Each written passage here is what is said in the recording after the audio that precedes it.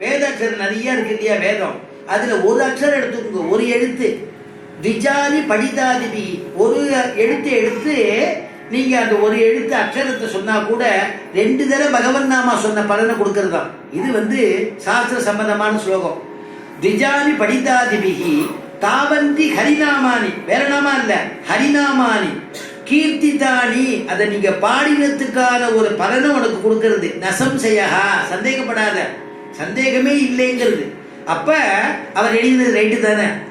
வேதத்தினுடைய ராமனுடைய ராம நாமாவை சுதியாக கொண்டுன்னு எழுதியிருக்க. சுதினா வேதம்னு ஒரு அர்த்தம் இல்லையா?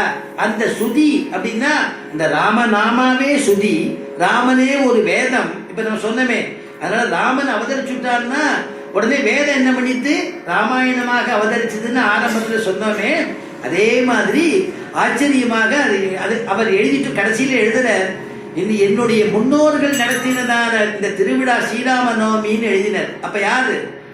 ஆண்டாள் சொன்னா மேலையார் செய்வனகள்னா. எனக்கு ஒண்ணும் தெரியாது. கிருஷ்ணன் கேட்டான், நீ என்னமோ என்ன சரணாகதி பண்ணிருக்கியா, கர்மயோகம் பண்ணிருக்கியா, ஞான யோகம் பண்ணிருக்கியா, பக்தி யோகம் பண்ணிருக்கியா, என்ன அடையணும்னு நினைக்கிறியேன்னு. கிருஷ்ணா, கர்மயோகமோ ஞான யோகமோ பண்றதுக்கு எனக்கு தெரியாது. கரவைகள் பின் சென்று கானம் சேர்ந்து உண்போம். மாடு கண்ணுகளோட நாங்க போறவா, எங்களுக்கு படிப்பறிவு இல்ல. கிருஷ்ணா, நீ எனக்கு இவ்வளவு பேசுறியே, ஆனா ஒண்ணு மட்டும் நிச்சயம், நீ எனக்கு மோட்சம் கொடுக்கணும். ஏன்னா நாங்க வழிபடுறது சும்மா இல்ல, மேலையார் செய்வனகள், எங்க முன்னோர்கள் செஞ்சதை நான் கடைபிடிக்கிறேன். அந்த மாதிரி அவர் முன்னோர்கள் பண்ணதை கடைபிடிக்கிறா. இது அவருக்கு மட்டும் இல்லை, எல்லாருக்கும். எங்க பெரியவா வழக்கம்னு சொல்றது உண்டு.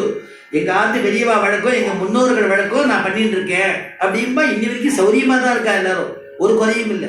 அப்படிப்பட்டதான வார்த்தைய இங்க யார் சொல்றான்னா தசரதன் சொல்றான்னா கம்மநாட்டு ஆழ்வா அனுபவிக்கிறான். அதனால நீங்க வந்திருக்கேளே, நிலம் செய் தவம், இந்த பூமி தவம் பண்ணித்தா, இல்ல நான் ஏதாவது புண்ணிய காரியம் பண்ணனா இல்ல, நீங்க வந்தது நிஜம். ஆனா எங்க முன்னோர்களுடைய பண்ண ஒரு பெரிய புண்ணிய காரியம் அவ பண்ணிட்டு போயிட்டா, நான் இன்னைக்கு அனுபவிச்சுட்டு இருக்கேன் அப்படின்னு அந்த சந்தோஷத்தை தெரியப்படுத்துறானா தேவரீர் வந்தான். அதனால அந்த சந்தோஷத்துல கேட்டா என்ன பண்றதுன்னு புரியல.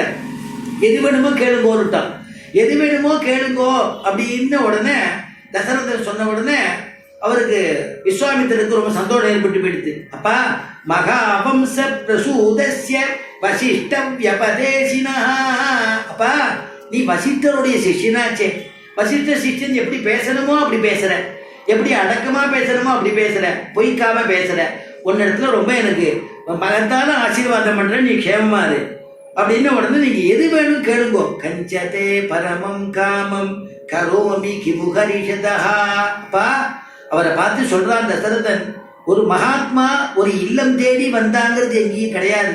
என்னுடைய குடிசையை தேடி வந்தேனே, என்னை தேடி வந்திருக்கேளே, நீங்க உங்களமா இருக்கிறவாளுக்கு நான் தானம் பண்ணணுமே, உங்களமா இருக்கிறவாளுக்கு நான் செய்யணுமே, உங்களமா இருக்கிறவாளுக்கு நான் கொடுக்கணுமே, நான் கொடுத்தா தானே எனக்கு ஸ்ரேயஸ்.